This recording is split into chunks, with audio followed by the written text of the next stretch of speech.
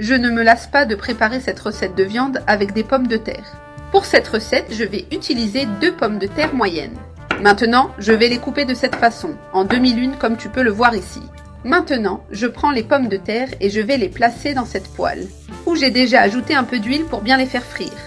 Maintenant, nous allons assaisonner ces pommes de terre pour qu'elles soient bien savoureuses. J'ajoute une cuillère à café de sel. Ensuite, une demi-cuillère à café de poivre noir moulu pour une touche spéciale. Aussi, une cuillère à café de paprika doux, une cuillère à café d'origan sec pour rehausser la saveur. Ces pommes de terre bien assaisonnées vont être délicieuses. Et maintenant, on les laisse bien frire jusqu'à ce qu'elles soient dorées à l'extérieur. Les pommes de terre sont déjà prêtes, bien dorées et avec un arôme irrésistible. Ensuite, je les transfère avec précaution dans ce récipient. Je vais laisser cela de côté pendant que je prépare la garniture de viande. Maintenant, j'ajoute 200 g de viande hachée dans une poêle. J'allume le feu et je commence à cuire la viande à feu moyen. Je la laisse revenir jusqu'à ce qu'elle rende son eau.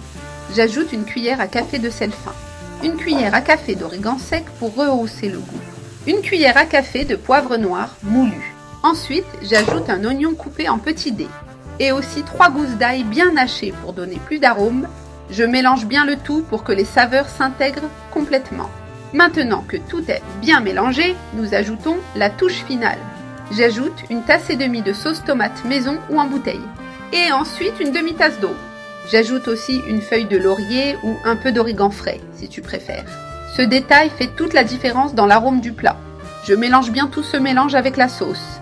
Je laisse cuire pendant une dizaine de minutes jusqu'à ce que cela réduise un peu. Après ce temps, la viande est déjà parfaitement cuite. J'éteins le feu et je vais verser cette viande dans le plat.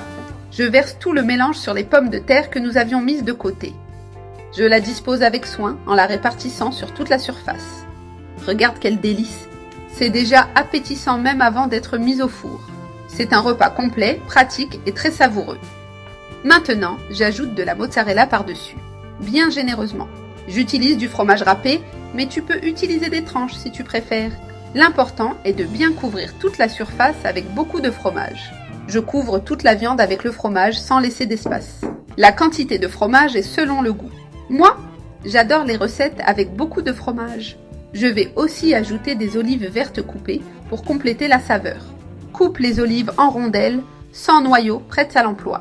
C'est une combinaison délicieuse. Je termine avec un peu plus d'origan sec saupoudré. Maintenant, je mets au four pour gratiner jusqu'à ce que le fromage soit bien fondu. J'ai déjà sorti la viande du four. Elle est chaude, dorée et prête à être servie. Regarde comment c'est. Le fromage gratiné par-dessus est tout simplement